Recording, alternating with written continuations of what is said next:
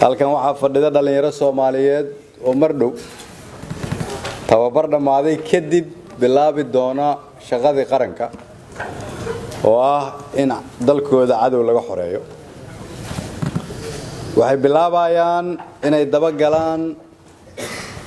tilmaamihii dunidu u taqaanay ciidanka xoogga dalka Soomaaliyeed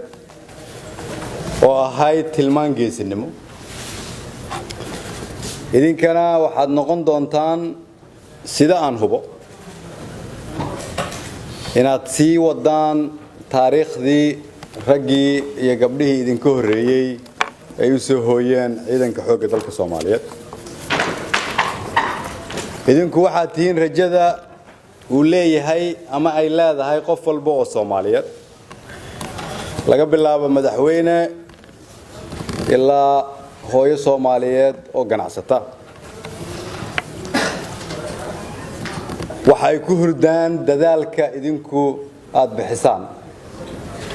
waxay ku jiifaan nafta idinku aad hurtaan waxay mustaqbalkooda iftiinkiisu yahay geesinimadii lagu yaqaanay ciidanka xoogga dalka Soomaaliyeed oo ah sababta idinkana idinku kaliftay inaad naftiina soo qadintaan waxaatiin kuwii hore loogu yeerin in lagu seexdo ha seexan xilbaad sidaa ha seexan soo jeedo si weyn u foojignow ciidanku sida la og yahay waa dadka kaliya oo muwaadiniinta ah oo dhiigooda iyo naftooda soo xoray inta dadka kale ay noloshooda u ordaan oo shaqaystaan iyagu waxay isku dareen dalkana inay u shaqeeyaan dhiigoodana ay soo qadimaan cadowga waxa looga adkaado lagu jabiyo tiro ma aha ama hub iyo rasaas ma aha waxa lagu jabiyaa calool adayg waxa lagu jabiyaa geesinimo waxa lagu jabiyaa ismaqal waxa lagu jabiyaa midnimo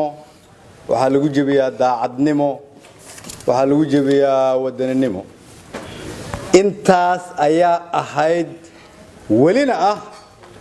tilmaanta lagu yaqaan ciidamada xoogga dalka Soomaaliyeed sidoo kale gobonnimada nabadda iyo dawladnimadu waa geed aan biyo ku bixin laakiin ku baxa dhiigga iyo dhididka ciidamada xoogga dalka Soomaaliyeed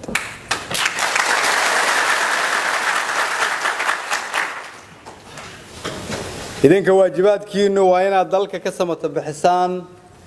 marxaladan adag ee uu dalku ku jiro annagana haddii aan nahay madaxda qaranka waajibaadkeenu waa inaan cudud iyo cuudba idin dhamaystirno ducana iyo mahadnaqna idinkugu darno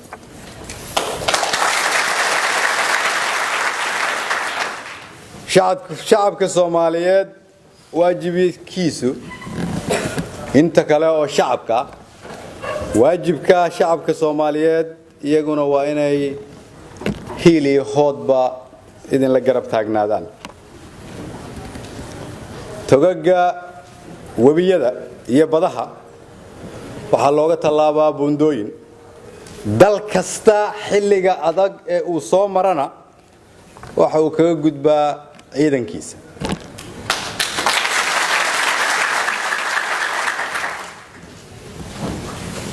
waxaan idin leeyahay dhaqaaqa oo baxa oo jidka toobiyo qoraxda la daalaa dhaca dadku aabbi hooyaha idin arkaan cadowgana cagta hoosteeda geliya